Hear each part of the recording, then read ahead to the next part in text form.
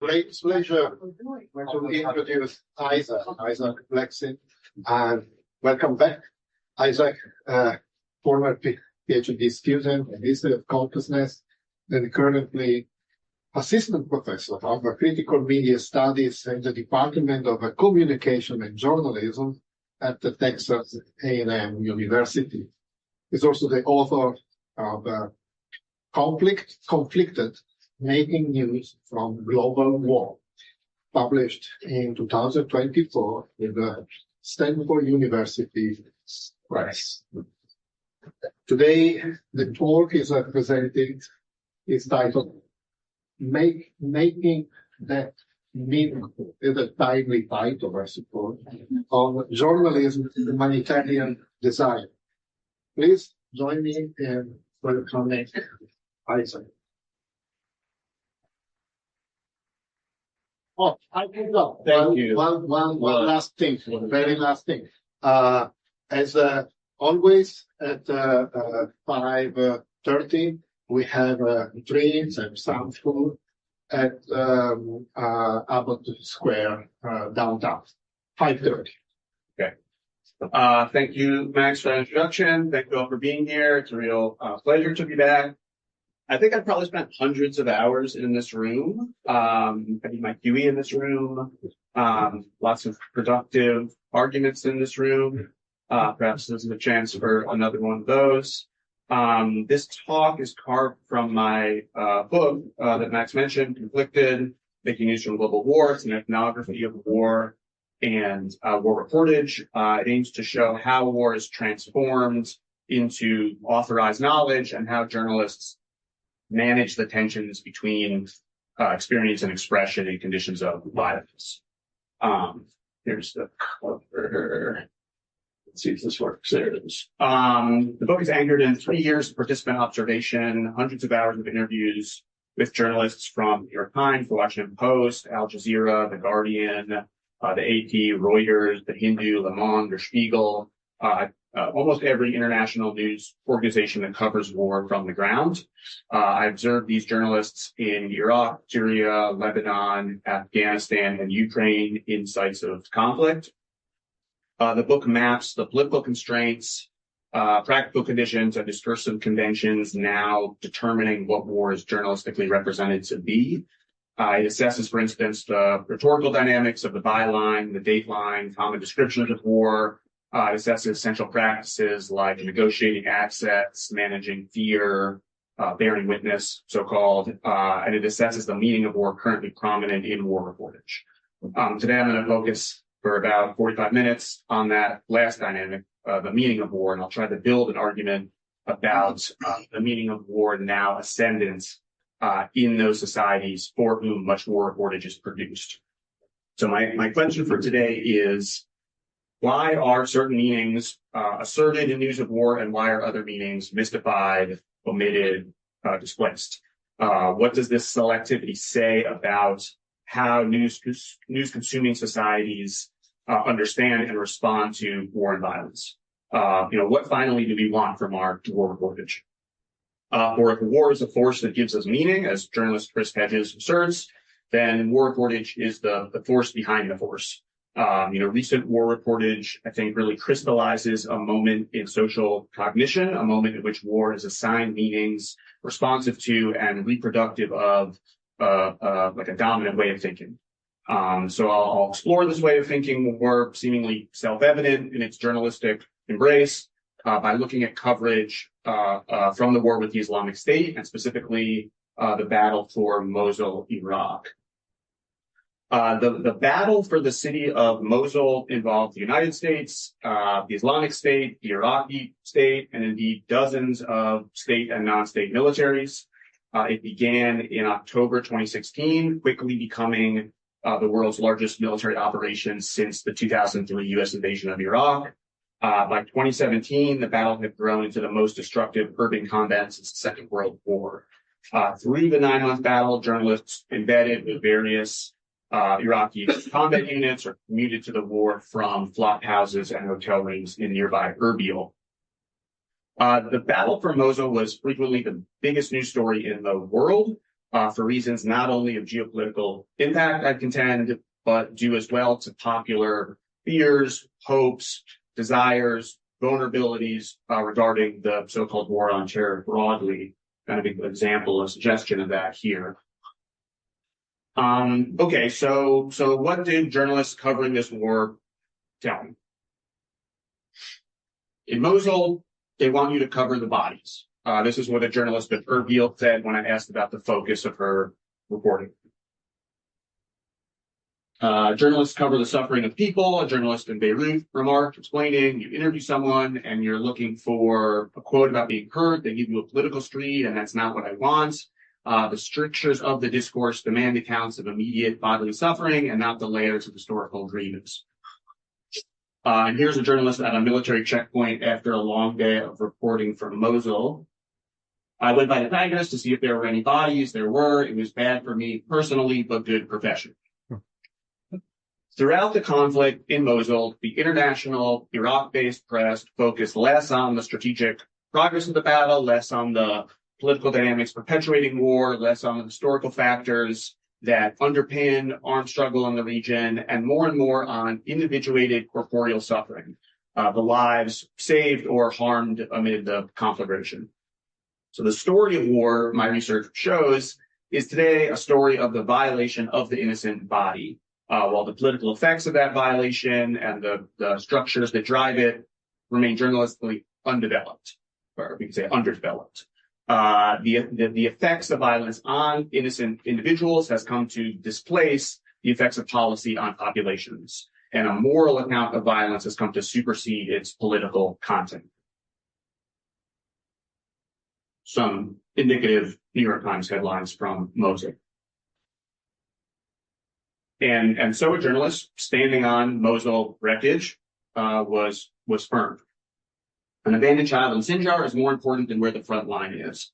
And a journalist in Baghdad remarked, I don't have a sense of a wider narrative. I'm just trying to humanize when people are being killed. Once you lose the sense of human individuals, you stop giving shit. The inhumanity of war's violence becomes the matter at hand for war reporters today, while war's existence as an historical and social force, often unviolent, materially is a matter of policy, economics, and law. This is narratively devalued. So giving a shit for many journalists means attending to human individuals rather than to the wider narrative of a war. How civilians are affected is primary to what's important about war, journalists in Erbil insisted. But this how mystifies a narrative choice between the immediate causes of civilian harm and the reasons that civilians are harmed in war. The human angle is the story, a journalist in Beirut told me. You highlight the human story. Human stories always resonate more than stories of the facts of policy and territory. And here is Janine DiGiovanni, celebrated war reporter, speaking about her reportage from Syria on NPR. People are going to turn off the television set if they see too many mass graves, too many bodies, too much bombing, but a good in-depth story is going to capture the attention of people, particularly when it has a narrative, and that's what I do. For instance, one of my characters in my book is Nada, a young activist. She was detained, raped, basically her life completely shattered. So what I did is used her as a vehicle to tell the story of rape in Syria. So Giovanni is clear that the subject of her reportage in wartime Syria is both a person in the world with a life and a context, and a character that can be used as a vehicle to express the meaning of war. While too many bodies may provoke audience fatigue, perhaps because they lack the enticements of narrative, the victimhood established for Nada through her narrative implantment transforms her into a victim of war, a formal element that gains meaning in relation to news consumer expectations about war and its violence. So Nada becomes Nada. Nada the synagogue, Nada the allegory, Nada the fulfillment of suffering as the prefigured reality of war. Giovanni implies that Nada's suffering as a victim of war is what gives traction to her story. It is what allows a journalist to capture the attention of news consumers. And innocent suffering is valuable in today's news marketplace. as both a primary meaning and a central problem of war, and it demands a frame both universalizing in its symbolism and individuating in its application. So in her narrative figuration as the victim of war, Nada overcomes the historical and political singularity of the Syrian conflict itself, and to enact a generic meaning for war anticipated by a news-consuming society. There's a market for the human side of conflict, a journalist near Raqqa, Syria, explained to me.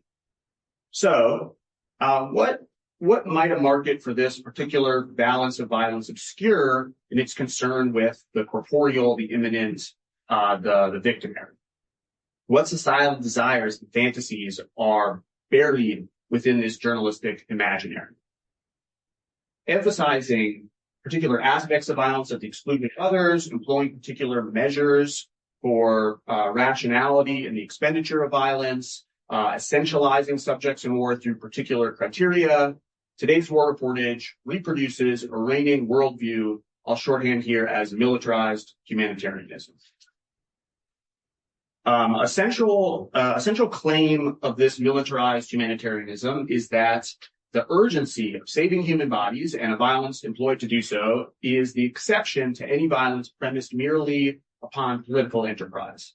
From the humanitarian perspective, a humane violence, a violence employed to stop suffering, supersedes any political rationale for suffering, any political rationale for violence. And this moral claim to justification for violence depends upon a particular narrative of violence and a series of topologies that journalism articulates: the cruel perpetrator, the virtuous protector, and the innocent victim.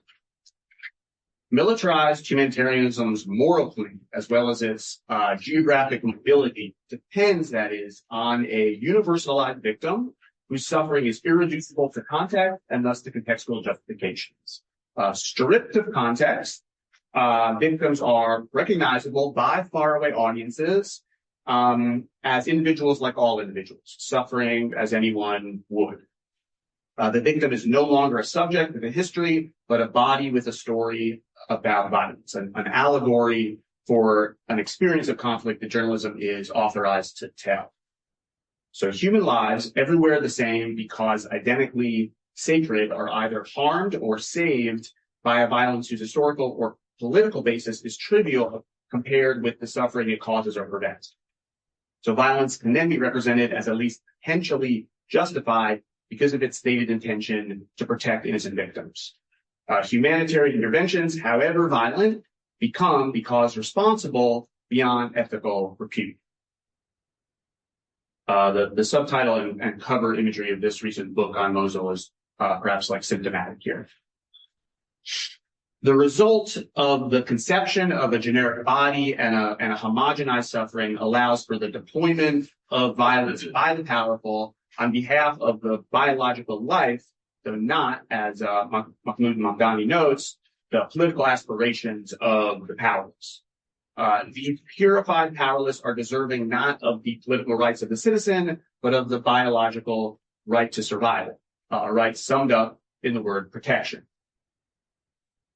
Justified counterviolence is premised on protection. In the language of a responsibility to protect, R2P in the policy jargon articulates a distinction between sanctioned legitimate violence and unjustified inhumane violence. Since its adoption into the United Nations Charter in 2005, the language of R2P shifted the discourse on militarism from one of fighting for rights or controlling populations to one of responsibility for suffering. And war reportage helps us, I think, to metabolize this shift. Journalism's tendency to decontextualize suffering as bodily harm, bodily pain, rather than political persecution, cultural oppression, economic destitution, is a factor not only of pain's obviousness and thus its representational ease. It is not only that is attributable to the demands of a 24-hour news cycle, lack of resources for deeper investigative reporting. Bodily suffering is also suitable to the humanitarian frame hegemonic in the war on terror era. Today, interventionist violence and war reportage operate on a shared discursive premise. Victims are the primary characters of war, and a violence that produces victims requires attention, whether narrative attention or military attention. Both the humanitarian responsibility to protect and the journalistic responsibility to represent address of violence and suffering stripped of context, and both grant meanings to war that are moral and universal. So war reportage both responds to and reproduces a humanitarian desire. War reportage does not then merely reflect the reality of war so much as constitute and regulate it for publics removed from war, fashioning how subjects in the war zone are imagined, articulated, and consequentially affected. Now, I'll bracket the historical trajectory of journalistic representations of war. It's turned from battlefield progress to civilian suffering, from collective glory to personal trauma, the recent establishment of trauma as a reigning social doxa, a Western Christian tradition in which compassion is not, compassion is seen as compatible with punishment, an early 20th century shift in wartime narrative from abstraction to materiality. These all play a role. They're not the only determining factors. New technologies of circulation, changes in journalistic labor, growing access to the tools of representation are all at work here. I'm happy to discuss those conditions. But in the recent reportage from the Middle East, Islamic State violence came to symptomatize inhumane harm. During this period of initial coverage, roughly from 2013, the Islamic State was made knowable to global news consumers as the purveyors of violence, lawless and extreme. Atrocities stacked up, and journalists in the region responded with objective accounts of the horror. Such violence is expended for purposes political or theological, was from the vantage of a dominant humanitarian worldview, a quintessentially unjustified and unjustifiable violence, a demeaning of the supreme good of bodily protection. And the violence expended against the Islamic State, or rather, against the human suffering it caused, figured journalistically as an acceptable counter-violence whose effects, even if excessive, were presumed justified. And here we come to a revealing tension in the news from the battle for Mosul. In the initial phases of the battle, journalists produced many stories celebrating the tenacity of anti-Islamic State forces, many stories capturing the suffering of civilian victims of the Islamic State. Maybe you recall these stories. But in the final months of the battle, following an intensified U.S. coalition air campaign, many journalists began to question U.S. government and military statements concerning the civilian impact of anti-Islamic State operations. While the obscenities of the Islamic State had been duly chronicled, journalists now began to attribute more and more civilian harm to U.S. coalition forces. So dogged reporting from the Washington Post, Associated Press, NPR, other organizations systematically revealed that U.S. coalition operations killed many more civilians in Mosul than presumed, more even than the Islamic State. And as proof of civilian harm from U.S. coalition attacks proliferated and outright dismissal became harder to maintain, U.S. officials argued that such harm was either rare and inadvertent or unavoidable and thereby necessary given Islamic State use of civilian shields and the density of urban combat. In a 2017 column for Foreign Policy, Lieutenant General Stephen Townsend, the commander of the U.S. coalition war in Mosul, responded to the adversarial investigations of the Iraq-based press corps. Here's Townsend. I challenge anyone to find a more precise air campaign in the history of warfare, he writes. This, despite, quote, the Islamic State's cowardly use of civilians as human shields. While insisting that journalistic allegations of U.S. cause civilian harm are, quote, unsupported by fact, Townsend also charges that such allegations, quote, strengthen the Islamic State's hold on civilians, placing civilians at greater risk. This, he explains, because greater hesitancy to kill civilians on the part of the U.S. coalition leaves civilians vulnerable to the Islamic State's own, quote, disregard for human life. So better to be harmed accidentally by virtuous violence, Townsend seems to argue, than purposefully by inhumane violence. The only way to save people, Townsend concludes, is to liberate them from the Islamic State. So the possibility, even the likelihood of harming civilians becomes, in effect, a necessary condition of their protection. The violence expended by the U.S. coalition forces was protective in intent and thus justified, even if it was accidentally excessive or unavoidably sacrificial. So with their reports on U.S. caused civilian harm, many journalists, once largely supportive of anti-Islamic State operations, assumed a critical posture concerning the interventionary actions in Iraq. And journalistic challenge to U.S. official claims regarding the harm committed against civilians consisted, as one could expect, of an emphasis on the suffering and innocence of those civilians. This challenge drew wide praise. Journalists were seen as occupying the oppositional, the role of kind of oppositional fourth estate and speaking truth to power. Prize nominations rolled in. Here's one. This was the Middle East foreign press corps living up to the ideals of great war reportage past, particularly from Vietnam, when journalists, as popular history has it, disassembled Pentagon deception and revealed the truth of war behind the official veil. As a result of this reportage, the exact number of civilians killed in the U.S. coalition offensive in Mosul became a matter of serious contention. Yet the implications of this contention are not entirely clear. Accuracy is a primary value of journalism, of course, and producing an accurate number of war dead carries professional and discursive significance for the institution of war reportage. But is meaningful contestation about civilian death primarily a matter of numerical accuracy, or is the reason that people were killed the more consequential matter? Is the scandal of civilian death its quantity or its systematicity? Is the hidden scale of war's violence the decisive issue, or is it the logic of a war where civilians are killed at scale?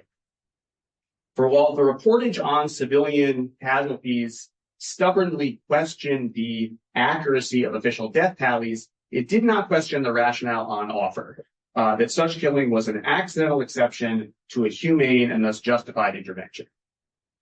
So journalists testified to war's excesses, its mistakes, its regrets, but the war remained essentially legitimate because of its intention to protect innocent bodies. So journalism's challenge to the official military narrative can be seen then as aligning with officials' fundamental claims about the war. It is what Stuart Hall would describe as a permitted, pre-inscribed deviance rather than a decisive break. So harming civilians remained a moral dilemma, and the violence expended by the U.S. coalition was still narrated in the news as protective in intent and thereby legitimate. The concern of U.S. military officials, however, may be less about the protection of innocents from violence than about who gets to use violence in the world and which violence is deemed rational, lawful, civilized. Colonel Thomas Vail, a spokesperson for U.S. coalition forces, revealed this slippage to the Associated Press. It is simply irresponsible to focus criticism on inadvertent casualties caused by coalition war to defeat ISIS. Without the coalition's air and ground campaign against ISIS, there would have inevitably been additional years, if not decades, of suffering and needless death and mutilation in Syria and Iraq at the hands of terrorists who lack any ethical or moral standards. Vail's statement suggests that the operation against the Islamic State is in a fundamental way about the claim to righteous violence against an immoral violence, irrespective of the effects of that righteous violence on those otherwise subject to the violence deemed immoral. For as Carl Schmitt notes, the authority to administer righteousness and legitimacy, the authority to decide the rules of violence and define exceptions thereto, is the very essence of sovereignty. Incidentally, I'll just say this contention over sovereignty and the right to violence that sovereignty entails is reflected in a common journalistic epithet for the Islamic State, the so-called Islamic State. An act of death dealing superseding politics as such, militarized humanitarianism manifests the state's sovereign right to kill, even as it performs a moral protective function. The journalism from Mosul effectively questioned the success of the performance without questioning the performance itself. Because the journalism that contested the number of deaths dealt by a humanitarian intervention never contested the sovereign power to deal death in the name of humanity. By reporting civilian harm as an inadvertent mistake or incidental necessity of war, a moral bug, rather than a structural property of war, a strategic feature intended to produce particular results, journalism normalized the meaning for war suitable to a dominant order. So inhumane acts, such as the killing of civilians, which can be classified as a war crime, become humane, become merely proportional, merely collateral damage, and thus legal by virtue of assumed intent. War reportage authorizes this assumption for its publics. And here, protection can serve as an alibi for destructive power, the very power that can cause the suffering to which journalism attends. And in this way, the victims central to contemporary war reportage are indeed collateral.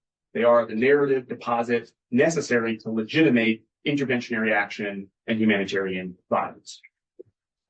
Okay, an overdue ethnographic moment now.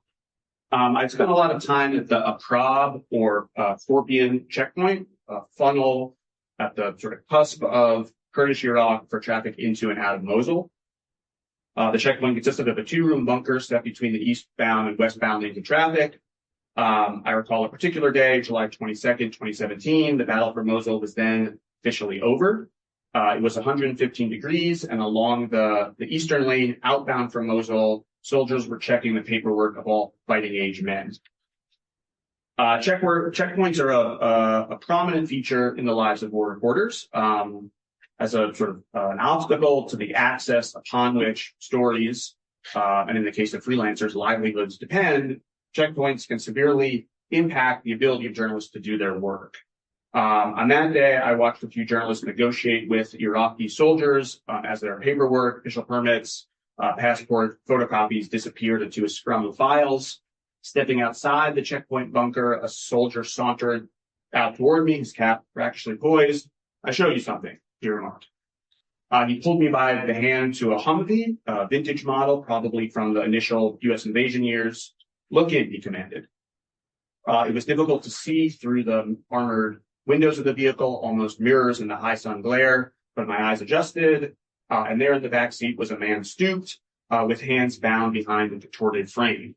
The man's head wilted in my direction, and I was confronted with a teenager, maybe 15 years old, who'd been apprehended as an Islamic State fighter and whose execution then loomed. Was the likelihood of this kid's execution a matter of war's inhumane excess or its central logic, a moral lapse or a juridical design? Was the kid's vulnerability to state power a problem of protecting innocence or of exterminating enemies? Is the kid not a guilty victim or an innocent perpetrator, categories transgressive of journalistic order? Is he a body violated amidst war's imminent violence, or is he the subject of historical grievance, civil war lost, the sovereign decision to pardon or to kill? The journalists were given permission to continue to Mosul, and as the checkpoint receded in our rear window, I asked them how the boy could be made into a news story. He's a victim, but of a difficult kind, the journalist agreed. They considered appealing to his age and his bodily harm, as I've done here, as a means to elicit empathy for an alleged Islamic State fighter. But when perpetrators are victims, when protection becomes punishment, when law inverts to unlaw, journalism's generic conventions are threatened. The entwinement of saving and killing marked a troubling political reality of the war in Mosul, a reality too often displaced by the moral certitude of the humanitarian frame. In narrating the casualties caused by U.S. coalition operations as a moral failing, journalists obscured any possible political rationale for the harm officials described as unintentional or unfortunately necessary. But consider the non-combatant cutoff value, or NCV, a measure of military engagement designed to manage but not protect civilian harm. This is a declassified targeting folder. Through surveillance and other means, the U.S. military levies predictions for the number of civilians dead within a proposed blast radius, as from an airstrike. This is what U.S. officials have called a proportionality analysis. And this predicted tally must fall below a certain threshold, the NCV, before a strike is authorized. The NCV shifts over time and it shifts across conflicts. And while the criteria for a particular NCV is classified, the specific allowance for civilian death seems to oscillate in response to political considerations. That is, the number of civilians authorized to be inadvertently killed in a strike is a political calculus premised on preventing blowback and managing optics, not a moral one.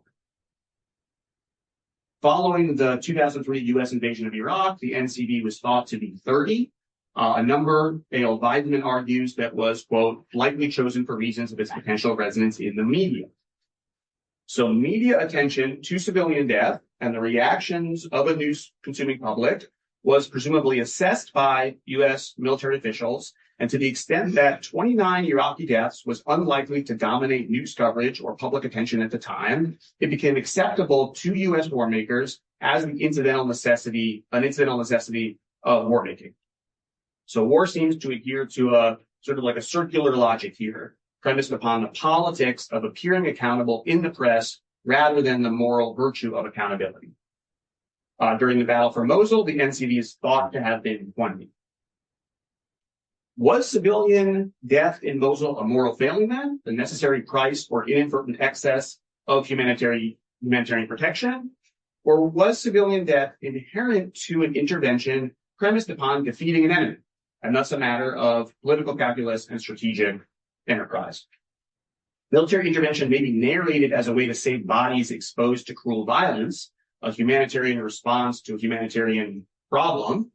And yet, the fact that the intervention did not uniformly do so, the fact that U.S. coalition operations harmed more civilians in Mosul than the Islamic State, whose harm the intervention was advertised to stop, makes sense when read through a political rather than moral register. Put otherwise, that the U.S. coalition killed more civilians in Mosul than the Islamic State is darkly ironic only if the purpose of the operation is humanitarian and protective rather than strategic or punitive, to save rather than to win. For the Islamic State is not only an affront to the sacrality of human life, it is an affront to the political order instituted by U.S. client states in Iraq and elsewhere.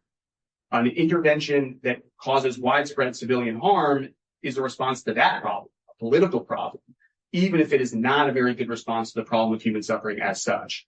That the U.S. military kills rather than saves may be insensible humanistically, but it is perfectly sensible, if not actually strategic, as a way to win a war. The reportage from Mosul offered an Islamic State whose primary offense was their lack of compassion for civilians, and who placed territorial expansion or like theological passion above human life. They were trying to win rather than to save, and their violence was in this manner a humanitarian offense. But for the U.S. coalition who fought the Islamic State, is the enemy's violence an offense to humanity, or is their politics an offense to national security? Journalists tended to report the former, but U.S. military action is historically predicated upon the latter. Why then are civilian deaths narrated in war reportage as an inadvertent element of humanitarian action premised on protecting innocents rather than a routine element of a military action premised on defeating enemies? Why is U.S. military activity routinely narrated in journalism as operating, even if poorly, on the side of innocent life against unjustified death, rather than on one side of a conflict against another side? Attention to humanitarian responsibility and to the unfortunate harm that can result mystifies the national security and geopolitical bases for countering violence deemed illegitimate, terroristic, unlawful. That is, in focusing on the innocence of victims and the violation of bodies, the battle for Mosul figured journalistically as an inhumane insurgency necessitating responsible state intervention rather than a civil war in which the U.S. joined one side. The former framing of an unprovoked cruel violence and a reactive protective violence suits the humanitarian worldview, where an outside military intervention becomes legible as the responsibility to police certain forms of suffering, a legibility premised upon a moral distinction between preventable inhumane harm and inadvertent sacrificial harm. The latter framing, a civil war between the Islamic State and the Iraqi state, in which the U.S. backs one side, muddies this distinction, as all violence expended becomes predicated upon political rather than moral claims. In the Civil War, the notion of a responsibility to protect is sort of superseded by a will to win, and preventing human suffering is relegated below strategic aims. I would say that either framing, civil war or humane protection, can be made accurate. Any number of narrative possibilities exist in the factual representation of a war, but only one such framing perpetuates those desires and fantasies inherent to a dominant consensus about what war is today. And it is this framing that has become normative in war reportage. People want their image of what war is to be confirmed. The journalist told me in Beirut, you are defined by what your readers expect. It's based on a dominant narrative. We end up having to structure reality in a way that's understandable to readers. The Islamic State comes to take precedence not only because it's an existential threat, but because it's easy to cover. It fits into a model that's by this point well established. So consumer expectations about war are met by journalists whose authority is entwined with the order that establishes those very expectations. The representational agency of an individual journalist confronts this reigning consensus, and journalists become inscribed by an ideology to which they may not explicitly commit themselves. A humanitarian discourse, as Poe or Stuart Hall might assert, writes that. A journalist in Kobani in Syria was frank.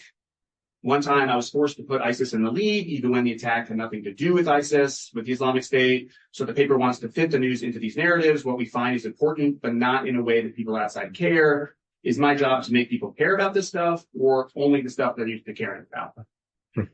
Another journalist in Beirut noted, the seductions of narrative are so strong, maybe because of my training, but it's almost existential given that my ability to be employed more or less depends on reproducing the accepted narrative.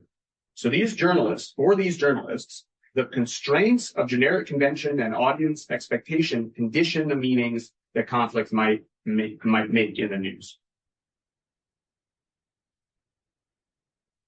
I met Amy when she was covering the battle for Mosul, though she just returned from the war in Syria.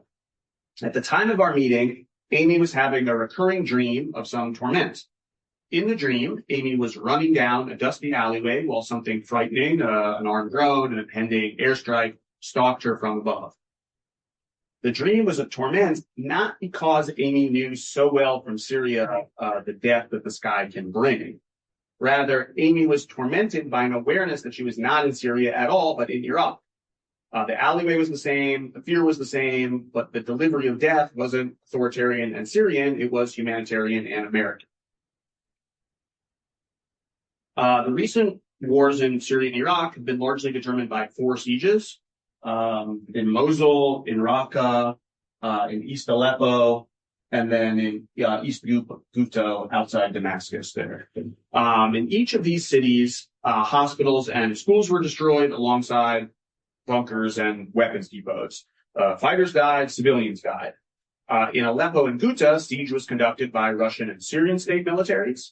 In Mosul and Raqqa, siege was conducted by U.S. and Iraqi state militaries. And a quick comparison between these sets of sieges is, I think, illuminating. In the American and European press, and elsewhere too, civilian suffering in Aleppo and Ghouta was largely attributed to committed local resistance to Syrian state domination and illegal Russian air power. Many news organizations designated these conflicts part of a civil war. The Wall Street Journal described how Russian and Syrian forces, quote, laid siege to Aleppo to reclaim areas under the control of rebels. The Financial Times described, quote, the Syrian government's attempts to crush one of the last rebel holdouts in Ghouta. These descriptions and framings did not appear in coverage of Mosul or Raqqa, where civilian suffering was attributed to foreign jihadists and to their use of human shields amidst a U.S.-led intervention premised on saving innocent lives. Civilian harm in Mosul and Raqqa was not the unjust effect of political resistance to incursion, but the sacrifice necessary for humanity's protection. The battle for Mosul was widely described as a liberation rather than a siege, as seen here. Absent the application of humanitarian morality, however, the major battles in Iraq and Syria were in many ways identical. A mix of local and foreign fighters, primarily Islamists, to use the term, defended territory traveled with civilians. The territory was contested by a central government of distinct sectarian persuasion, backed by a foreign Western military. The violence expended was asymmetrical, with one side commanding air power and advanced weaponry. Why then the distinct, if not converse, journalistic depictions? Why siege and not liberation, rebel and not jihadist, civil war and not intervention? Why an attempt to crush rebellion rather than an attempt to protect civilians? One reason for this difference in coverage can only be political. The meanings established for war in Mosul and Raqqa, America's battlefields, simply could not function for Aleppo or Ghouta without appearing to many partisan. The meanings most war reporters made for the battle for Mosul, the meanings considered objective for their audiences, would appear highly subjective when applied to Aleppo and Ghouta, as such meanings would apply rationality and extremism, guilt and innocence, in a manner contentious to a reigning status quo in the US, Europe, and elsewhere too. So applying the Western press's narrative framework from Mosul or Raqqa to Aleppo or Ghouta conflicts with dominant assumptions about who can claim humane intent in the use of military power, about whose violences are lawful and whose are extreme, about which rebellions are terrorism.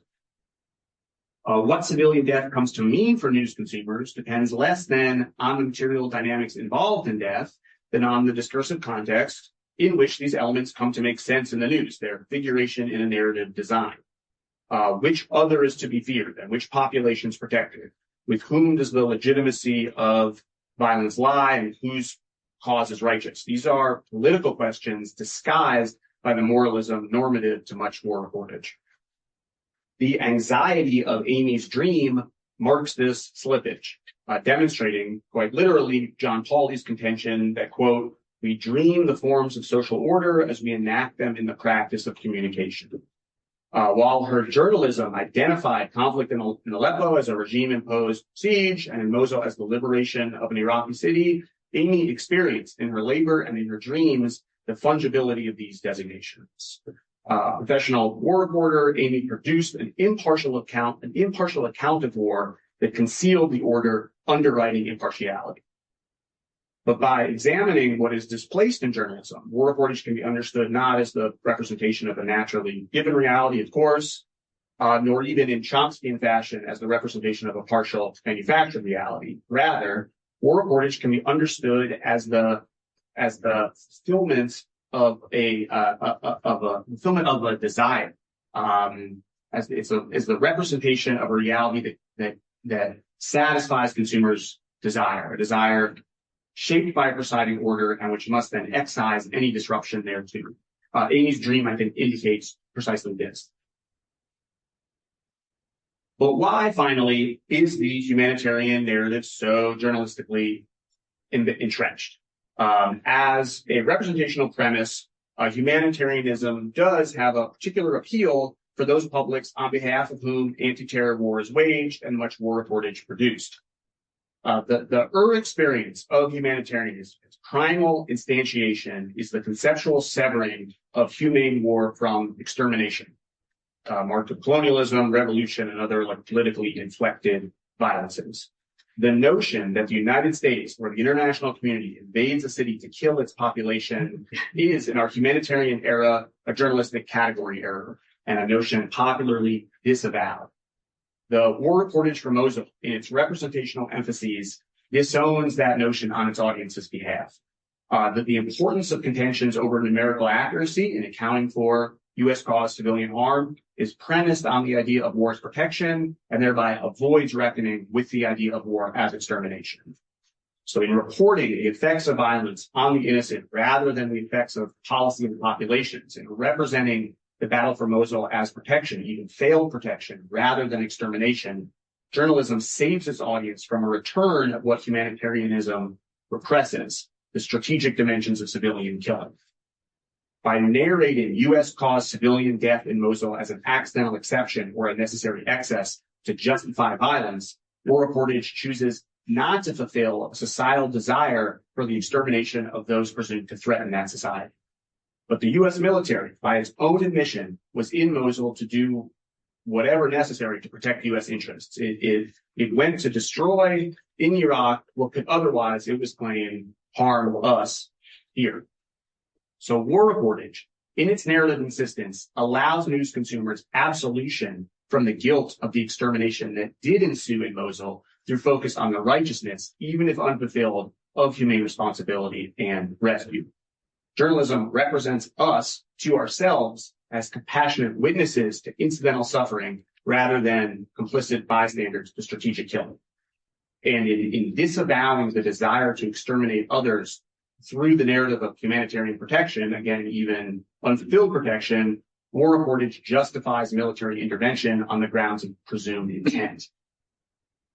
If war reportage can make meaning for war as like mismanaged protection rather than effective extermination, as excessively violent liberation rather than predictably violent siege, then war reportage can justify the killing of civilians under the pretense of a possibility that cannot be proven. The reportage that revealed U.S. coalition manipulation of civilian casualty counts may function as a sharp criticism of a humane liberation, but it functions as an implicit endorsement of a strategic siege. The narrative emphases offered by war reportage is then of really utmost consequence. In a liberation, murder is a bug. In a siege, it's a feature. For minus journalism's representational emphasis, there's little to distinguish the killing of civilians under humane conditions from the killing of civilians. Full stop. Devoid of humane justification, intervention remains, as Joseph Conrad's colonial agent Kurtz puts it, the extermination of the brutes. And one role of the journalism for Mosul, and I would argue of much contemporary journalism on U.S. and allied warfare, is to say to its audience, this is not mass murder. And in this way, the work of journalism in war zones indeed becomes the work of repression. Reporting war as the effects of violence on the innocent rather than the effects of policy on populations is not simply a matter of failing to tell the real story. It is the fulfillment of a desire pervasive in the liberal democracies supporting wars in the Middle East and beyond, that people are killed as a matter of protection rather than as a matter of extermination. And now as I wrap up, I want to say something very quickly about the conflict in Gaza, with which we may be seeing a sort of turn in journalism's discursive logic. In the year after October 7th, civilian killing was often reported in the international press as an incidental necessity to the elimination of terrorists. Since legally targetable combatants embedded themselves in civilian populations, civilians could be sacrificed proportional to the military gains that needed to be made. And here we see the discursive operation I've just outlined. News coverage of attacks on civilians can frame the harm that results as an accidental or unavoidable matter, given the use of human shields, the commitment to self-defense, and the law of military proportionality. Even journalism that showcases Palestinian victimhood can naturalize suffering as unfortunate but inevitable, dismissing Palestinian rights to resistance and displacing news consumers' own sense of responsibility for the violence that they distantly spectate. Speaking truth to power concerning U.S.-backed Israeli military violence in Gaza, drawing journalistic attention to the immoderations, let's say, of occupation and siege, can serve to reinforce the ideals of precision warfare, humane protection, and the rules-based international order, even as these ideals are continuously unmet. But as violence in Gaza expanded, as civilians were dying by the thousands and then tens of thousands, we can also see the normative representational logics of newsmaking beginning to break down. Where extermination was once represented as failed protection, where mass murder was once narrated as necessary self-defense, the use of violence to destroy unwanted populations has become more and more the explicit rationale of war-making parties. There are many such official assertions gathered in the International Court of Justice proceedings, among other places. And such assertions amount to a lack of humanistic intent for journalists to take at face value. So journalistic emphasis on the humanistic intentions of violence in Gaza falters at the increasing refusal by powerful entities to engage this discursive carapace. And journalists are left to reckon with a fissure in the way they normatively construct meanings for war. So where, U.S. and Israeli officials once proffered a humanistic intention for the violence in Gaza, and mounting evidence of Israeli war crimes was dismissed as inaccurate, anti-Semitic, or propagandistic, today, the strategic destruction of Gaza, including its civilian population, is as often openly admitted. If the role of journalism in its liberal humanistic mode is to say to its audience, this is not mass murder, that role confronts a limit condition in Palestine, a narrative exception to the representational rule. I'm writing about this now, so I'd be eager to discuss it further.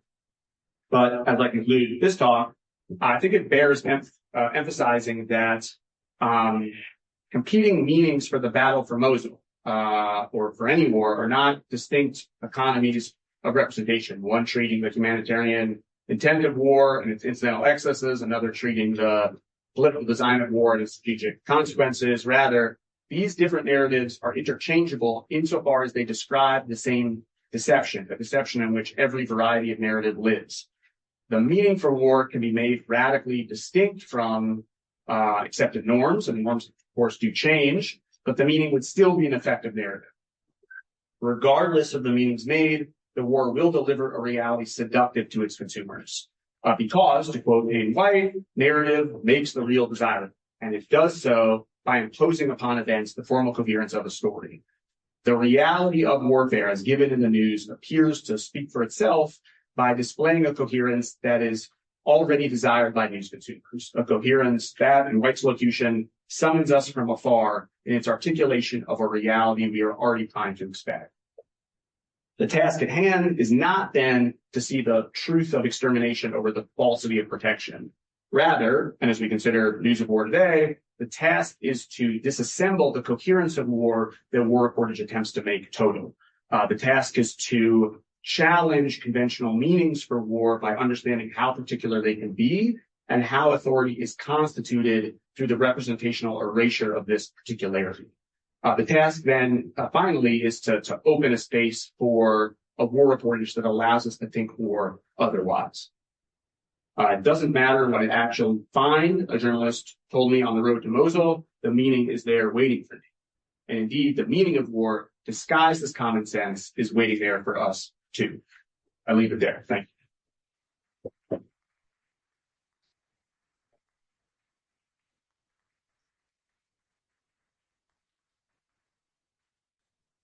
Hey, we have 1 hour time for a conversation and questions, discussions. I have a few questions, but I don't want to start. I want to take an abuse of my privilege as a chair. I will wait.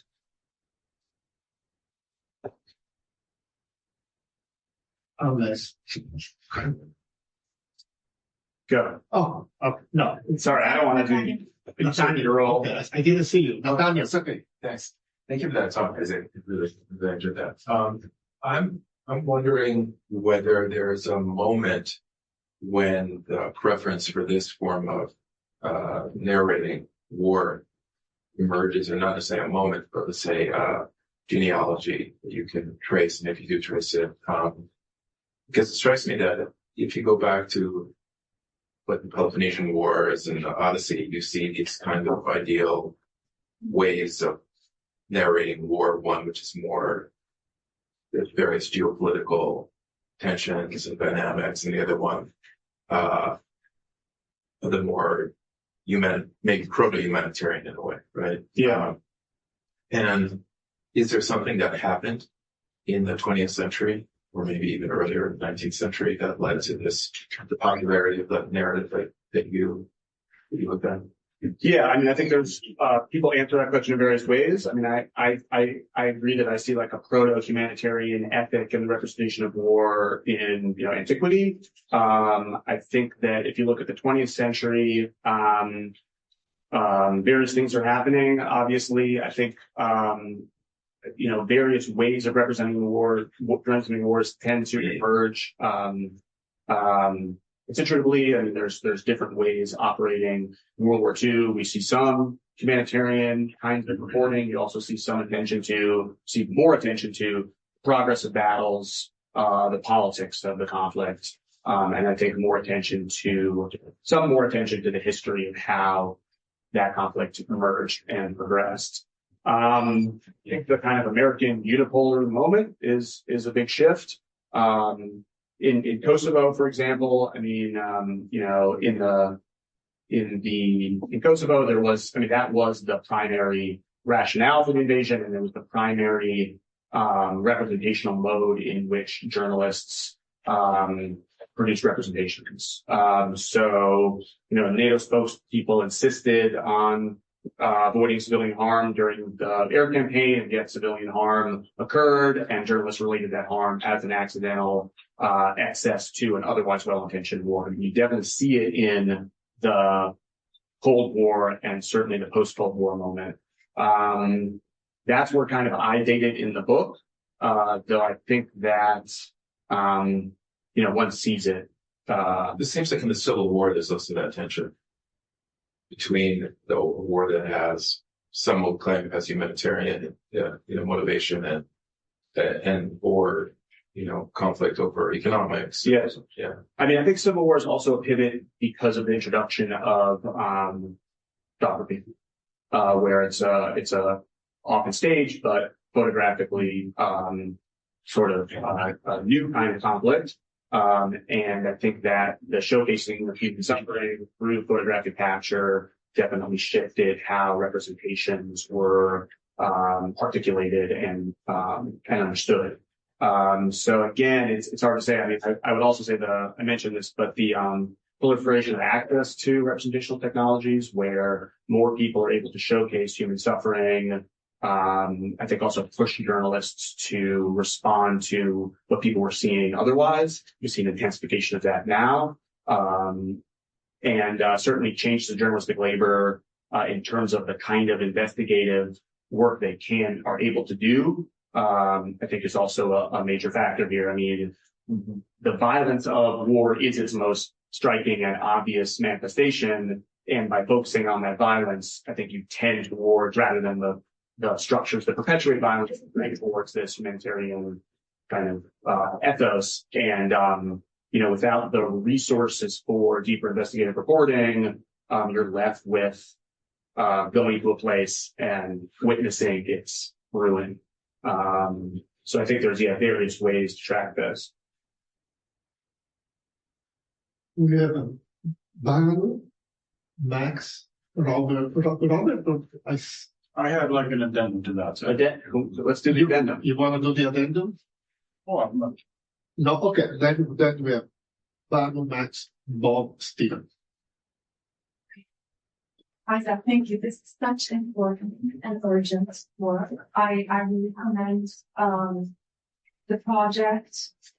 I mean, you display not only the cold and technocratic logic of war making in terms of counting civilian casualties and proportionality calculations, but also the complicity of journalism with the duplicity of the humanitarian discourse, which became known as the responsibility to protect.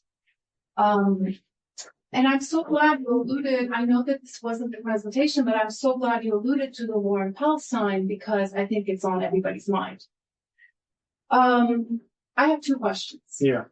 One is, since you're now working on this, I wonder, what is the NCV in Gaza? Like, is there a comparative value, even in rough, that you could give us that shows the extent of what's going on there? And relatedly, I mean, today we see that the usual gestures of recognizing the innocence and suffering of civilians has consistently been denied, especially by Western governments, in the case of the current conflict, where children are now considered to be, part of a terrorist network. And journalism has played a really, really important role in this because for over a year, even in the headlines like The Guardian and the New York Times, we've seen incidents of violence against civilians, hospitals, schools, universities, churches, mosques, portrayed, for example, in passive voice, rather than identifying the perpetrator. So, whereas the violence other way around was assigned very clear and distinct perpetrators. But now, even the strongest arms of what I'll start to call the ideological state apparatus, such as the New York Times, is having difficulties and finding itself in a moral crisis in terms of how to represent the conflict. Which goes to show that journalism is probably facing a kind of crossroads, whether it's going to write for the coherence of power or whether it's going to write for the conscience of the people. Do you see the latter choice, given your extensive involvement with journalists who operate in the region? Do you see any chance that the second alternative takes precedence? Thank you for that. I mean, I have no idea if they're, I mean, the NCB is an American military protocol. I have no idea whether the IDF employs such a protocol. I mean, it seems that if they do, it's a pretty high limit. I mean, I think 500 civilians were killed in the assassination of Nasrallah in Beirut. So that was deemed proportionally necessary, I guess, to use a word. I think that journalism's adherence to a liberal humanitarian framework for understanding global warfare, I think that it all but guarantees that justification can be granted to any use of violence officially asserted to be operating on behalf of victims. I don't know that there is any limit to what like the humanitarian worldview can accommodate. I mean, I guess this would be maybe a question for, I'd be curious to hear particularly Bob and Nathan respond here. This may be especially the case for violence deemed to protect Israel, insofar as Israel becomes the embodiment of a post-war victimhood. That is, this is a paradigmatic victimhood foundational to military interventionism as such. So to question the legality or the proportionality or the intentions of Israeli violence, to question whether such violence is excessive or even genocidal, is in some ways to question the liberal humanitarian framework itself. If that framework is built upon this sort of post-Cold War, never again moment. And I think you're right that in reporting on Gaza, journalists now do face a choice. They can, I think, and so I've been talking to people at the Times, people at the Post. There's a lot of contention there about representation of Gaza, as one could imagine.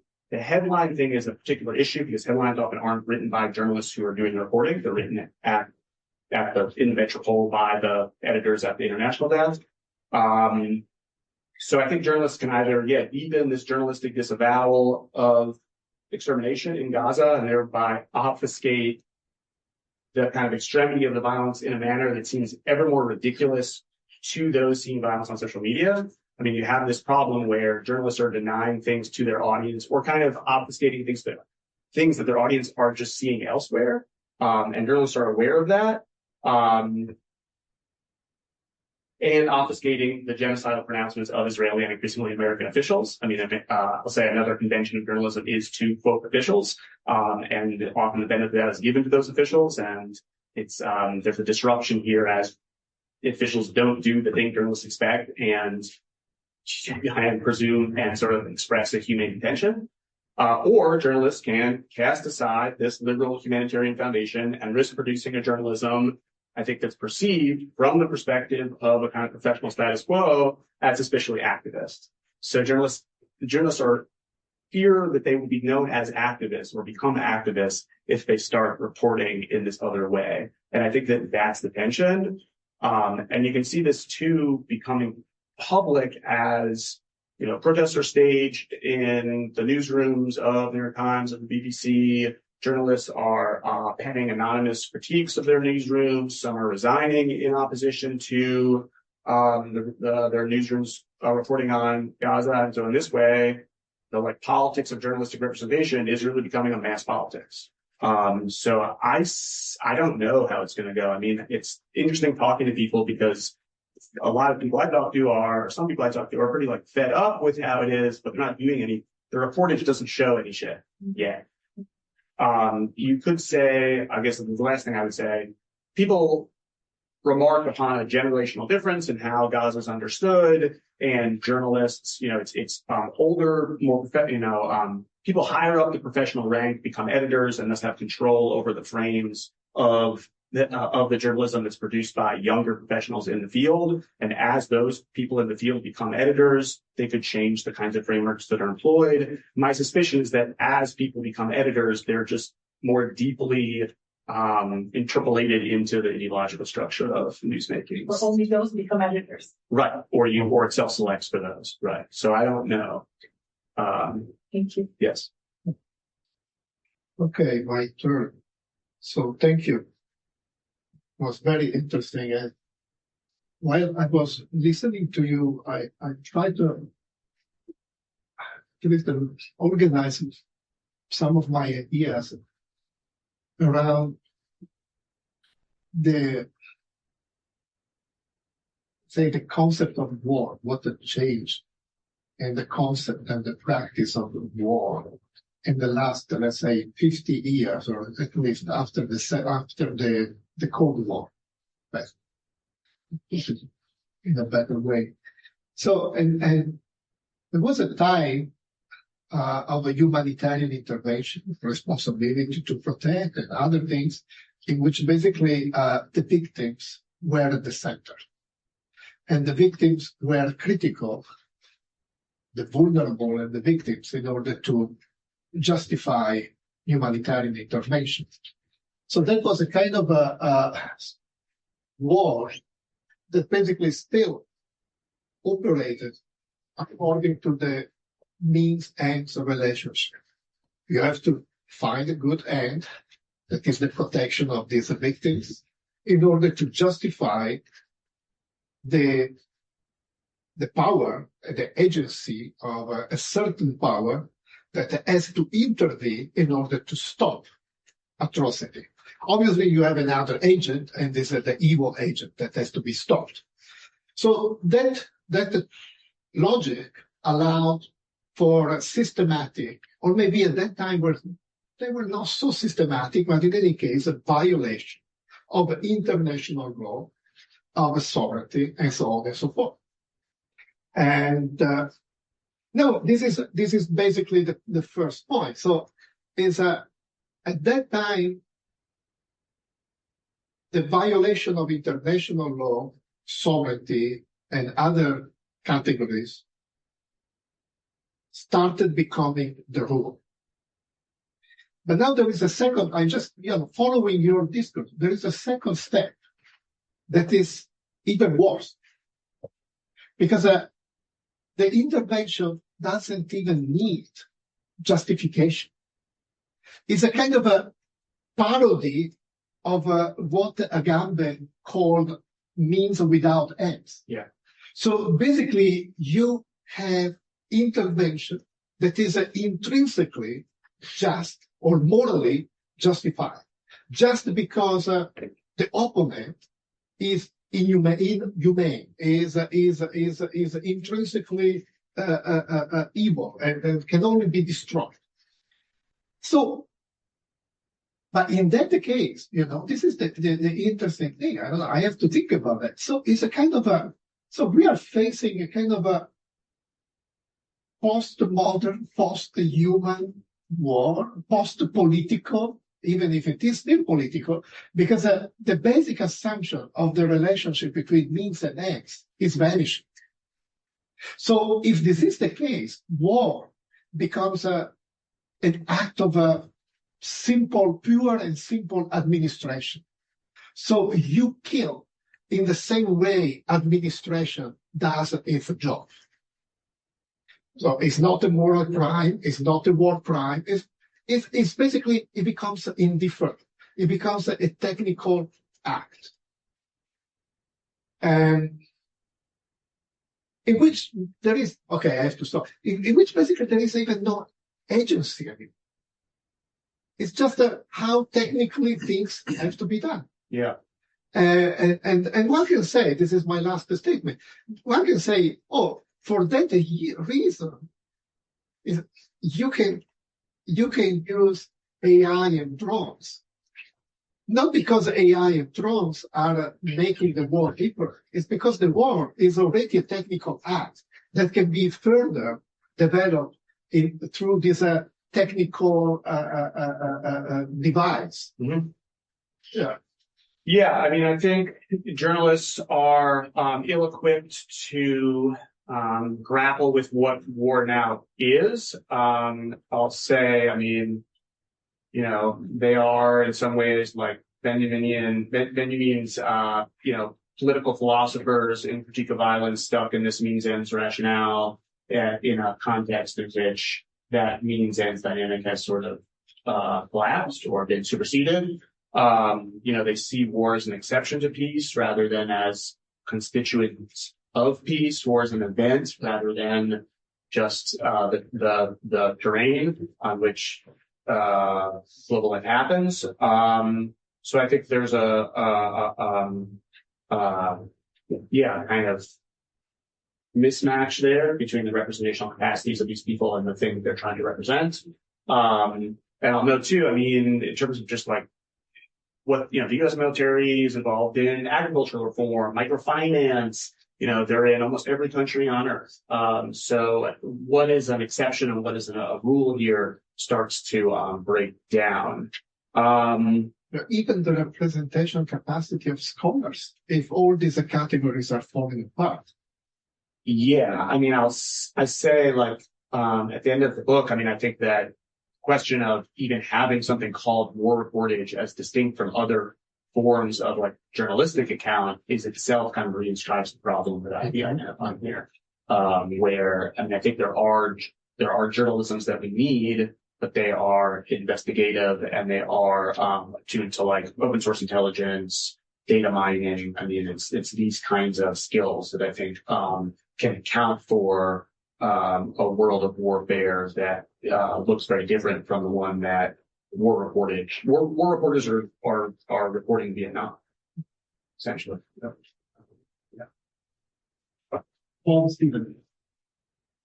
Yeah, so of course I agree with you. And I'm always struck each time I hear you talk about how much less slack you cut the journalists each time I hear this talk, how much less sympathetic you are for their hypocrisy. Yeah. But what I want to focus on is what you're criticizing and whom you're criticizing. Because, you know, when Biden expressed his misgivings about Gaza and criticized Netanyahu for refusing to express concern about the innocence of the victims who were collateral damage, Netanyahu outed him by saying we had simply adopted the U.S. strategy in Mosul and adjusted the ratio of acceptable civilian casualties to be very high because the threat to us was existential and because of the proximity to the threat on our border. In other words, one element of the policy was virtue signaling, but the policy was essentially to exterminate the civilian supporters of the enemies of empire. That was the policy. And the role of the press was simply to implement the virtue signaling element of that policy, which is what Israel is now refusing to do. Israel is now refusing to virtue signal. So, in recognition of your diminishing sympathy for the moral anxiety and ambiguity of being a journalist, I'd like to ask you to reflect a little bit more directly on whether what was wrong with the policy was simply that it depended on virtue signaling. In other words, on hypocrisy. Or whether once the policy is admitted to simply be the use of military, what Max calls automatic technical military power, to kill on a massive scale and pretextually those who are unsympathetic with empire, you actually justify what is otherwise called terrorism as resistance. Yeah. In other words, is the and peripheralize what is otherwise called journalism as simply either participating in the hypocrisy or reporting on it, while without criticizing the empire. In other words, once it's no longer a criticism of hypocrisy, that what would otherwise be called empire is going on, are we back to the criticism of empire, or are we back to the criticism of journalism? Thank you. I think that there's some value in, I think there's some value in clarity. I mean, without the kind of what you call virtue signaling, we are left with some clarity regarding the execution of U.S. or allied policy. I think there's something to that. I think that's cold comfort, but the removal of the veil is always the easy part, I suppose, but there's not much veil to remove now, and that there's something maybe to that. I don't know. I guess it's hard for me to answer that question like it was hard for me to answer Banu's, because a lot depends on what journalists will now do. I mean, they are left with some choices. Do they become critics of empire? That's hard for me to, when it comes to the Times Post Journal, that's hard for me to imagine. And thus journalism criticism, from my professional vantage, journalism criticism can continue. But I think that, this project was always somewhat of a gamble insofar as, it's easy to be distracted by the representation of empire, rather than focus on the policies that perpetuate empire. So I think one has to do both. Where am I here? I don't know. I mean, my big project is on the military. I've been trying to gain access to military training facilities. So for me, I think the journalism criticism has become a kind of a waste in some fashion as we see the hypocrisies are on display. Yeah, I mean, one criticism is that they weren't exposing the hypocrisy of the imperialism that was being concealed. But now that the imperialism is outright in the open, and what is justified is killing the enemies of empire. Yes. What is there for journalism to expose? Yes. It's not exposing something. Yes, especially when they don't have access. In the case of Gaza, they don't have access to Gaza anyway. So in terms of the representation of the on the ground coverage, which I do think is limited, that's already been taken away from these people anyway, as Palestinians are sort of the only ones positioned to do that kind of that on the ground representation of work. So what are journalists to do besides reproduce the clarity or the hypocrisy of those perpetuating war and conflict, and people who, and we could say those people often are also turn to social media and go around media in the case of traditional media, in the case of the Trump administration. I don't know. I think journalists, it's sad to say, I do value journalism to a degree, even though that may not be clear here. I don't know what their role is in society in this situation. Yeah, because what Trump is doing is simply saying we're frankly an empire, and what's wrong is war. So given the fact that empires are entitled to engage in war, I'm not, instead of criticizing empire, I'm going to say I'm against war, and I just want to stop war, and I don't care who wins. Yes. Well, let me say this. Let me say just one thing quickly. I mean, you can see that journalists are more critical of Trump policy in Gaza than Biden policy in Gaza, even though that policy is more or less indistinguishable.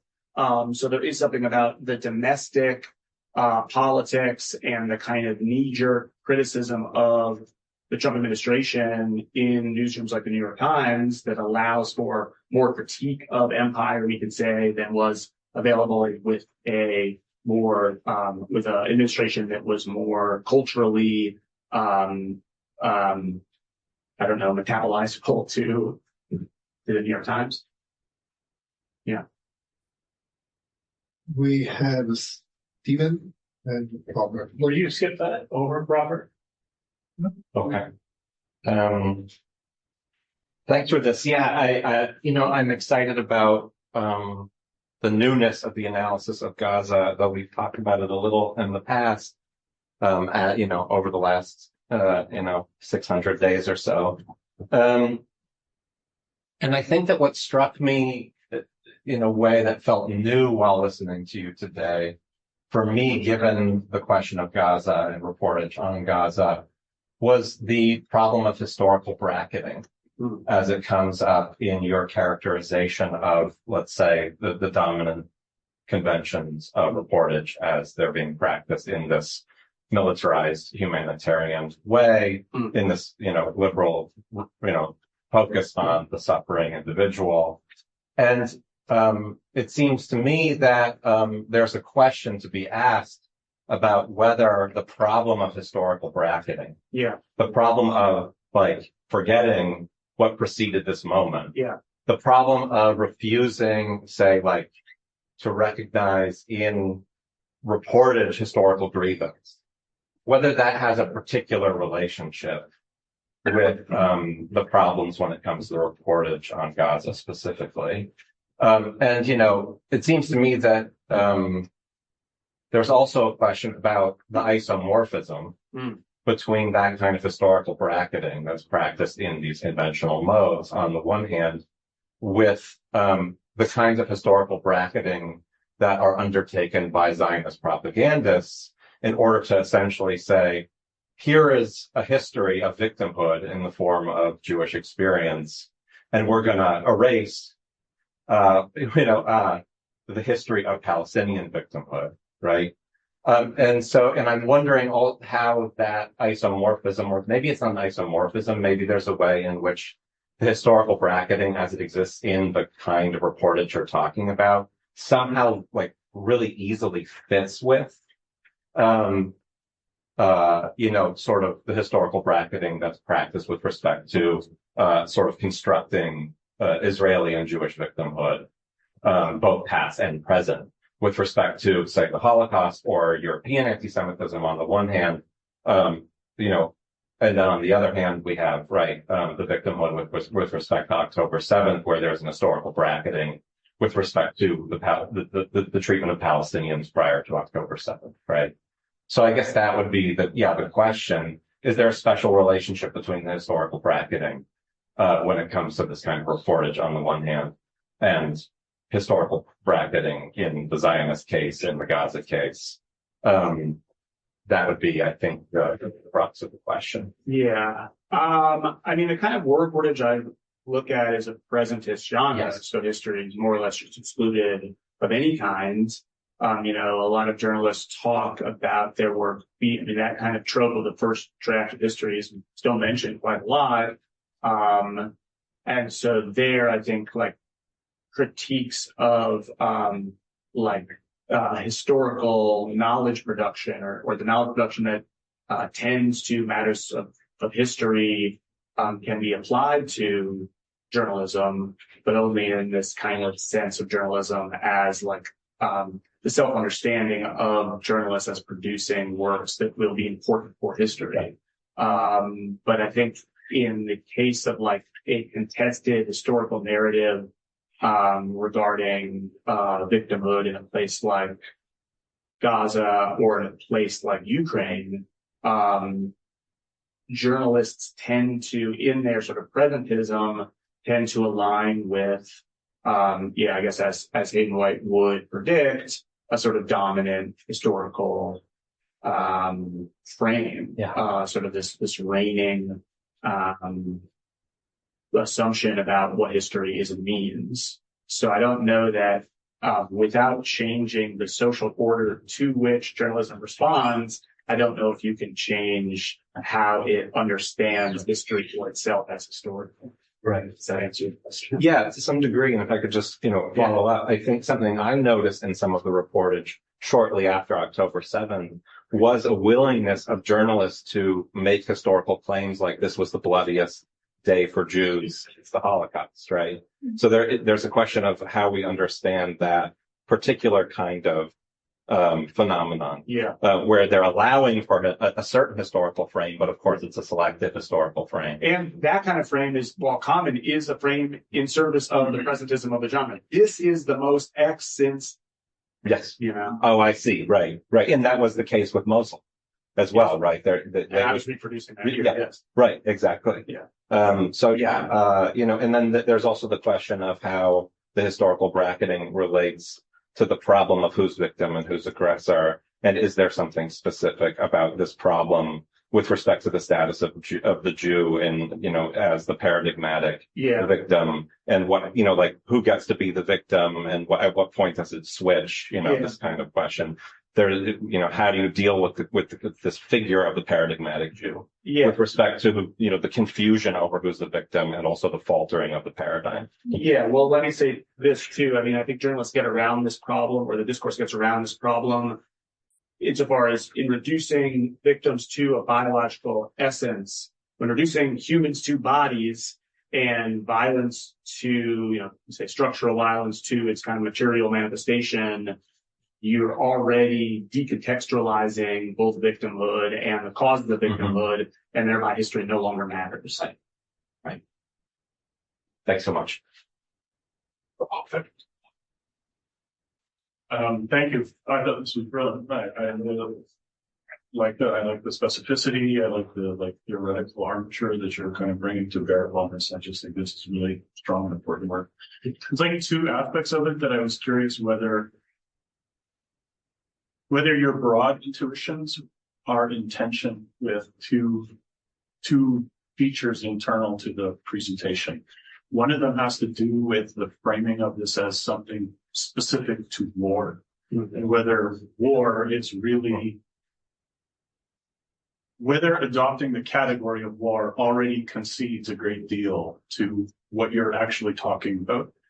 And the second has to do with the implicit, this is, I think, partially Bob's question, the implicit concern with hypocrisy, the hypocrisy of the government and the hypocrisy of journalists in failing to expose the hypocrisy. And my concern is both with like a commitment to war as a qualitatively distinct category, and also to the implicit commitment to hypocrisy as a form of moral critique of this. So what I have in mind is that there is a moment, I think, kind of in the heyday of like the scandals of war reporting that is often referred back to nostalgically in this work. Things like the work on Vietnam, the My Lai massacre, and so on, that leveraged a very powerful moral criticism of the hypocrisy of liberal democratic societies like the United States, whereby the critique took the form of that although this society justifies itself internally to itself in one way, it actually operates very differently externally. So it leveraged like a distinction between external violence and internal violence. And the idea that there was a hypocrisy between the modalities of justification there, right? And so that, in a sense, is like good journalism because it's like leveraging this criticism and hypocrisy. But the problem with that is it becomes a bit complicit in the very thing that you're identifying over time in two ways. One is like to resolve the hypocrisy. That works well in the context of like the Cold War, where there's like a countervailing force externally. that the United States doesn't worry about and doesn't want to appear like a hypocrite to. But after the fall of the Soviet Union, the resolution to the problem of hypocrisy can cut in different directions that make the continued criticism of hypocrisy complicit in the very extension of power. One is that the United States can say, you're right, we should not treat externally different from internal. The solution to that is universal jurisdiction and a responsibility to protect. In other words, we will now be the world's police officers. Yeah. So what I heard you saying was like, actually, there's nothing really distinctive about war, because what ends up happening is that the United States says, we will justify violence externally by the same logic we justify it internally. The way in which the state uses violence to control, dominate, and execute people internal to its jurisdiction should be correspondent to how it does so externally. So actually the criticism of hypocrisy backfires because it just like generalizes the paradigmatic, comes universal jurisdiction, right? And the second way in which it becomes a problem or perpetuates the very thing that you're trying to talk about is that the other solution to hypocrisy is to just drop the pretense, is to be openly violent. And so this is what Israel has increasingly done, but also what the United States is increasingly doing, and not just vis-a-vis external violence, but also internal. Yes. And so the distinction then is not like a historical periodization, but rather a regime form. Yeah. As a regime transitions away from a kind of liberal democratic justification of power and violence over its own population, which it then has to try to be responsible to even in its exercise externally, and it transitions towards a more openly like ethno-nationalist and fascist logic, then it can immunize itself against the hypocrisy criticism. Mm-hmm. And the problem is that we haven't caught up to that shift. Mm-hmm. And so we actually fuel its transition by continuing to use the same thing, even in our criticism of people who fail to identify the hypocrisy, right? Mm-hmm. And so that's my like concern about the logic that you're identifying. Yeah, I mean, I like the way you've unpacked that. I mean, I think you're right. I'll say particularly the category of war itself as already predetermining the kind of critiques that can be leveraged here. I think is a good one. I think that I think that problem I agree with, and yeah, in the book I struggle with it insofar as I'm criticizing something that operates under a framework that I then employ in that criticism, so it's already kind of constraining me as such. And that's why I'd like to just not have war reporters anymore anyway, or at least we could deploy them domestically as well. I don't know, there's some other way which rather than getting rid of the category, just expanding it to include all these things that war is not yet understood to be, I guess. So I guess one can dismiss the category or like see its limits and then sort of work around them, or one can just expand the category so that it includes all those things that are otherwise excluded by the sort of normative representational paradigms that employ that category, maybe including my own. Regarding the question of, this question of like regime form and how the attacks on its hypocrisy already like reinscribe the problem, discursive or representational problem that, political problem that it attempts to address. I mean, I think that's nicely put. I have to kind of grapple with it. I mean, again, as an ethnographer, I'd like to say, well, let's see how journalists then, so journalists again face this choice. I mean, will they do the thing of calling out the hypocrisy, and the kind of pearl clutching that comes with the cultural transgressions, rather than the harm that those transgressions produce, I guess. I think that that's probably likely, but on the other hand, the turn to a sort of, what we can say a more kind of activist or like, political theoretical frame in thinking about empire and the regimes of control and domination. I mean, I imagine that some journalists will try to do that work. I see the constraints of the genre already militating against it. So again, as an ethnographer, I'd like to like see how this sort of plays out in newsrooms. But I think that you're right to say that hypocrisy is unlimited and like an essentially morally bounded sort of moralistic. And that would be the very problem I'm trying to sort of get out of. Thank you for that. Isaac, thank you so much for the talk. I had two questions, mostly just like relating to after reading your book, but also after listening to you speak today.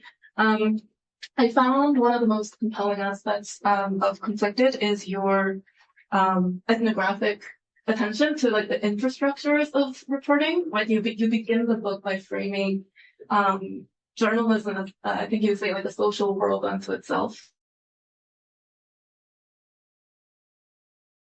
as distinct from like telling war. And so like the book begins like in the lobby and like the bar and the cafe of that hotel, not the name, but in northern Iraq, where journalists and other political officials are like actively just like talking about war reporting. And so like your methods seem to sort of deliberately inhabit the tension between, ethnography and critique, observation and implication. These are age-old concerns in anthropology as well. And so like this raises concerns, I think, I think this raises the question of what journalism renders visible, but also what it cannot foresee, which is like its own conditions of mediation. And like, as you say, the hegemonic sort of influences and fantasies that sustain them. And so I'm curious, in that regard, like if you have any reflections on your own role as a researcher within these same circuits of representation, like do you confront, analytic complicity, within the academy in relation to the social world of journalism that you've been so like immersed in for so long? And like just like how you fit with it. Yeah. And another question that might be related to this point is, then like what would you want your work to bear on the study of media and mediation? As your job title suggests. Yeah. Thanks. I feel very kind of, I put it this way. I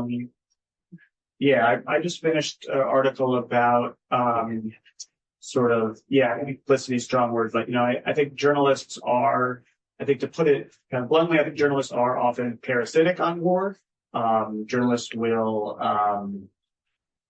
self-identify as parasites often, and certainly like local people often feel that their suffering is being used by journalists for profits that don't accrue to those who are suffering. And I think that I am parasitic on the parasitism of war reportage, and I think that that's something that I felt conflicted as it were about. I don't know if there's any way out. I guess the two things I would say there is like journalistic representation does not in itself have the capacity for a kind of reflexive turn. Journalists can sort of process their own complicity in sort of war, the enterprise of war in tweets or in memoirs, but journalism as a genre doesn't allow for that kind of self-reflexive turn. My genre does. Yeah. So I can sort of work out, I guess, some of that entanglement in my own ethnographic production and my own written work. But I do feel like I'm sort of entangled. And I guess the other difference between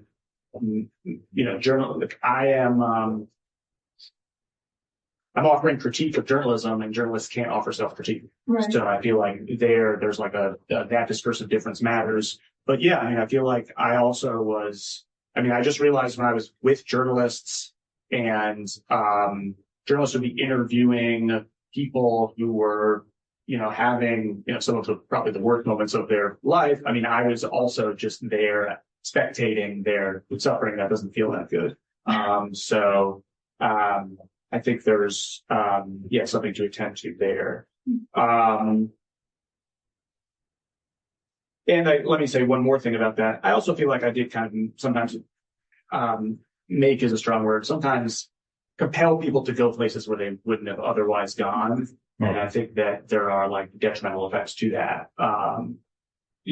Asking to go to dangerous places and people saying, okay, I'll take you. I mean, that's also, I think, something that I need to kind of think through. How did this bear on your second question? How does this bear on The study of media. Yeah, I don't know. I mean, I think that I'm not sure how many journalists will read this work. I know some have. I've heard that some people don't like it. People who I've interviewed, who feel that they were maybe treated less fairly than they should have been. I will say, like, I brought a lot of these arguments to the journalists in the after the dissertation was done. I did bring a lot of these arguments to the journalists who were interviewed in the book, talked to them about the arguments I'm making, and I heard their counter arguments, and I still thought I was right. So I think that I gave people a fair chance to sort of, give their word on this thing. And, I published what I did, and let the chips fall. But I will say, like, some people met me with a lot of suspicion, and those suspicions were borne out. Regarding media scholarship broadly, I don't know. I feel like no one works on journalism anymore. It's seen as a kind of superseded genre, even though millions of people get their news from the New York Times. Yeah. So, yeah. Just like I have a third question. Yeah, It was a conceptual one that I didn't want to exactly ask, but so like it's just like related to what you just said. Like you seem to like sort of foreground journalism as a system for producing meaning as distinct from transmitting knowledge. And I think like this is like really interesting. So I have like a question about like the sort of like epistemological, terms of war's narration. Yeah. So like, how do you understand, I guess, like the distinction between meaning and knowledge in your analytic, right? Like, and what do you think the role of journalism is in producing meaning about war that and what it forecloses that a focus on facts or knowledge or beliefs even might otherwise illuminate? Yeah, I mean, I see journalism as a like meaning producing practice. The question of knowledge is almost like too sticky for me to deal with. I feel like the production of knowledge almost like comes later through the how, where these where the discourse of war reportage travels and how it's sort of taken up. So I guess I would just wager a distinction, but the basis of that distinction again is, I guess I would say, ethnographic as far as I see people making meaning from the world they encounter. I don't know if that's for me the same as at producing knowledge. So I don't know if I can like specify that difference besides just kind of reverting to a position of this is what I saw happening. In some ways the knowledge is already there and they're just kind of fitting meaning into that knowledge. Again, I don't know if that answers your question. That was great. You represented our cohort very well. Oh, thank you. Yeah. One question I had was just, like it seemed like the New York Times is kind of like the paper that you have in mind more than anything else. Though certainly with the other stuff, the clips or still images from CNN or MSNBC or Fox or whatever. It's a part of a kind of constellation of American news media. And one thing I was thinking about during your talk was not just the journalistic reportage in Gaza, from Gaza, by Palestinians and so on, but also this, reportage from outlets like Al Jazeera, Middle East Eye, and so on that are now making its way to people like me who didn't, frankly, read them or look at that stuff very much.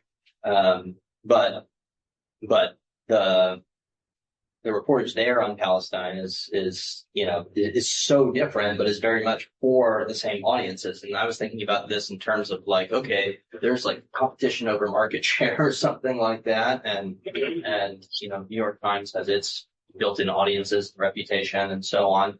which is, increasingly discredited or untenable, or disingenuous, whatever, partisan, to an increasing number of people under 40, and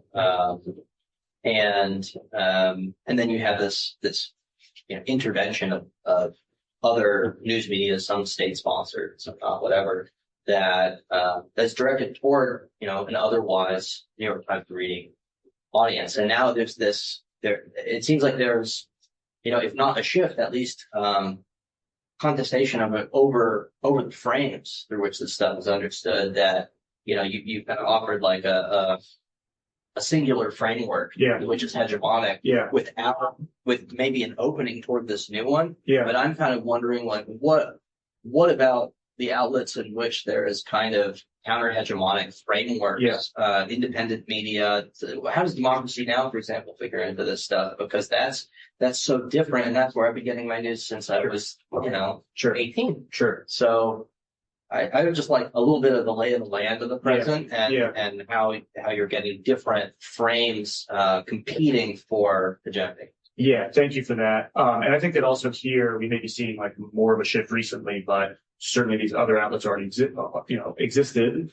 But like I would just say, like on Al Jazeera, it's like the difference between Al Jazeera and the New York Times. Al Jazeera English, important difference. Al Jazeera English and the New York Times is more now than it was recently. So I would say that like the difference between these outlets on Mosul is less than the difference between these outlets on Gaza, as far as just my reading goes. My object is primarily like American and European news. And these are the dominant news-making institutions operating in war. I did mention, Der Spiegel, Le Monde. I did see the Hindu there and talked to those people a little bit. I saw but didn't talk to some Chinese and Japanese reporters. Well, you got to ask, like, well, why are these Western outlets predominant in war zones? The financial means and the political and institutional power needed to access war zones are like pretty considerable. So I think that already lessens like the kind of people who can show up in these places. When it comes to these kind of independent outlets, they're often like downstream from this process. So the Democracy Now! Does not have they don't really have correspondence, and they don't have correspondence in wars. They're reading the reportage of those outlets that are in wars. They're reading probably local reportage, who often can get to war zones without a lot of political power. And they're reading analysis, and they are producing news and producing further analysis. They're not on the ground spot coverage. They're not doing daily news in the same way. So I think like the fact that I'm in war zones is already predetermining the kind of outlets that I can encounter. Right with. And Palestine is kind of interesting. Gaza is interesting insofar as for journalists who have historically been very upset about the deaths or imprisonment of their colleagues, there seems to be a lot less outrage regarding the deaths of Palestinian journalists. And it makes me wonder whether Palestinian journalists count as journalists for the journalism community. And I think in many ways they do not. And I think that part of this is because of a difference that I saw in the Middle East between, which I don't know how much we should talk about here, but between fixers and journalists, between journalists proper, those who get the authorial byline on a newspaper, and those local journalists often who help to produce that story through their own contacts on the ground, through their ability to provide like logistical support. Like a lot of the journalists in Gaza, some of them are sports journalists. Some of them are regular people who became journalists in this conflict. Some of them are people who helped international outlets produce journalism from Gaza that they themselves did not get credit for as journalists. And I think that they're like devalued as journalists, professionals as such.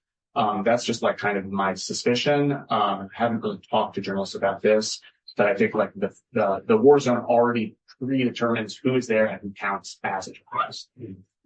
Yeah, thanks. Yeah. Okay, Okay, Thank you. thank you.